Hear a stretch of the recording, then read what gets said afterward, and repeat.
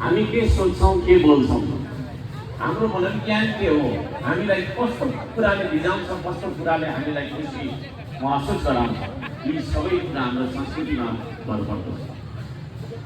आज साकेला सिडी यहाँ प्रदर्शन भइरहँदा यो देशमा भएका विभिन्न संस्कृतिहरूमध्येको एउटा किराँत संस्कृतिको बारेमा अलिकति बोल्न मन लाग्छ मलाई। किराँत संस्कृतिले काम गर्नु भन्छ। यो साकेला सिडी भनेको पनि कामकै अभिव्यक्ति हो।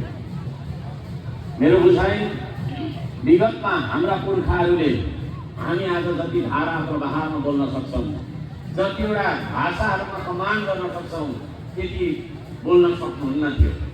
उहाँहरू काम गर्नुहुन्थ्यो र कामको अभिव्यक्ति दिनुहुन्थ्यो, हातको इसारामा बोल्न सक्नुहुन्थ्यो।